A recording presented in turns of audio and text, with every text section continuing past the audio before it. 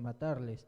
Y mató a espada a Jacobo, hermano de Juan, y viendo que esto había agradado a los judíos, procedió a prender también a Pedro.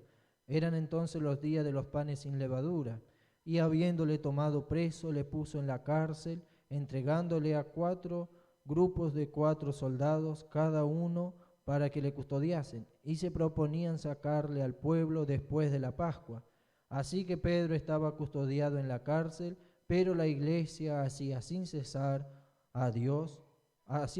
oración a Dios por él. Amén. Unos versículos de la palabra del Señor. Mis hermanos conocen este pasaje, ¿no?, del capítulo 12, después del versículo 6 hasta el versículo 19. No lo voy a leer por la cuestión de tiempo, pero nosotros sabemos que nuestros hermanos, ¿no?, los primeros hermanos, ellos fueron perseguidos. Gracias a esta persecución el evangelio fue extendido, ¿no?, y nosotros hemos sido alcanzados mediante la persecución. Ha llegado el evangelio hasta nosotros. Sabemos, ¿no?, que hubo mucha dificultad para que hoy nosotros tengamos no solamente la palabra del Señor, sino viviendo el tiempo de la gracia. Pero me llamaba la atención el último versículo que nosotros leímos, el versículo número 5, de que Jacobo, ¿no?, había sido muerto y Pedro, ¿no?, había sido encarcelado, todo por hablar, predicar el evangelio de la palabra del Señor. En ese momento era anunciado, ¿no?, un nuevo camino, un nuevo evangelio que se hablaba, y era acerca de Jesús, el nombre de Jesús, y esto, ¿no?, hacía que los mismos judíos, los ortodoxos, ellos no aceptaran a Jesús como el Mesías. Mis hermanos bien saben. Pero en este pasaje, desde el versículo 12, del versículo 1 hasta el versículo 19, nosotros encontramos, ¿no?, que el apóstol Pedro, él fue encarcelado, amén, fue llevado preso, estaba custodiado, ¿no?, por soldados, y la finalidad de él estar preso no era solamente que iba a quedar ahí, sino era el fin del apóstol Pedro, porque la intención era quitarle la vida a él como había sido a los demás. Pero yo meditaba, ¿no?, que la iglesia tenía algo muy importante y muy en claro, que en el versículo 5 nosotros leímos, que dice que así que Pedro estaba custodiado en la cárcel, ahí dice, pero la iglesia hacía sin cesar oración a Dios por él.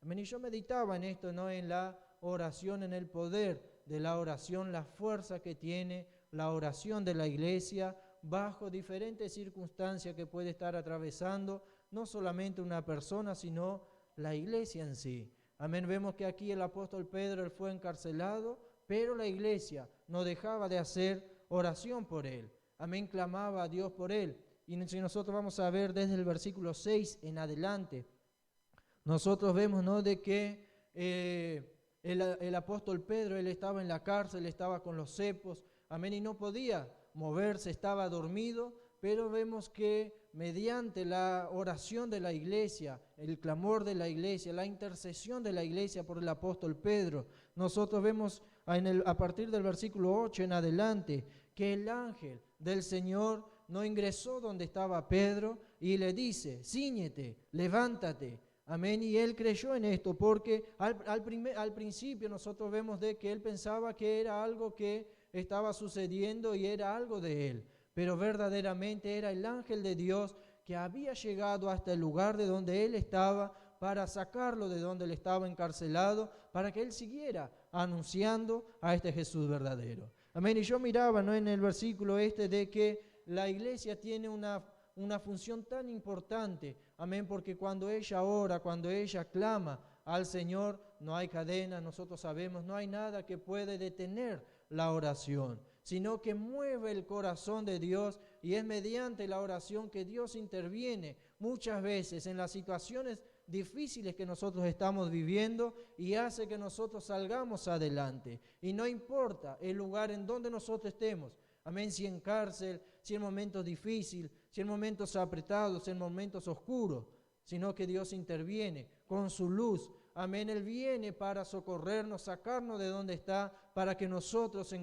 sigamos adelante. Si nosotros vamos a mirar el pasaje, nosotros vemos de que había una joven que cuando Pedro es liberado de la cárcel, él se acerca hasta el lugar en donde los hermanos estaban reunidos, orando, clamando a Dios, y una joven sale, porque el apóstol Pedro llama a la puerta y dice que ella por la sorpresa que lleva, no sabía qué hacer, vuelve, amén, hacia adentro, y decía que Pedro estaba en la puerta, pero no creían de que el apóstol Pedro podría estar allí. Sí creían de que el apóstol Pedro sería el final de él en la cárcel, pero Dios cambia situaciones a través de la oración de la iglesia, y muchas veces hasta aún llega a sorprender a aquellos que no creen de que Dios puede cambiar situaciones. Amén, por eso no, Dios es un Dios, el mismo de ayer, es el mismo que hoy nosotros estamos sirviendo, y es el mismo que seguirá con nosotros hasta el día que Él venga por nosotros y estemos con Él en la eternidad. Entonces sabemos, ¿no?, que a través de la oración Dios puede sanar,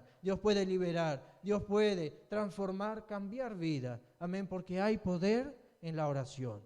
Amén, y más cuando hay una iglesia reunida clamando al Señor. No hay enfermedad, no hay diablo que se pueda no parar delante y que nosotros no podamos avanzar, porque tenemos a alguien que va delante de nosotros. Hay alguien que pelea nuestras batallas, y por la insistencia en nuestra oración, Dios se levanta de donde Él está para acudirnos, para socorrernos. Amén, la lectura oficial hablaba de esto, ¿no?, de que la insistencia de la viuda movió el corazón del juez injusto y Él hizo justicia por la viuda. De la misma manera, amén, Dios con nosotros. Él a través de nuestra oración, y es más, Él es un juez justo, Él se levantará a favor de nuestra causa y nos dará victoria. Amén, que Dios bendiga a mis hermanos en esta noche, y agradezco al Señor y a mis hermanos por esta oportunidad, y que el Señor bendiga a mis hermanos en el nombre de Jesús.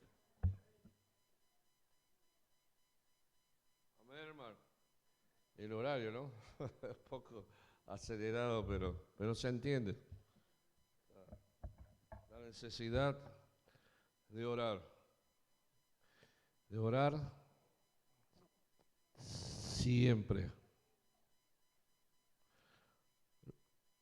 Como nuestro hermano decía, hablaba,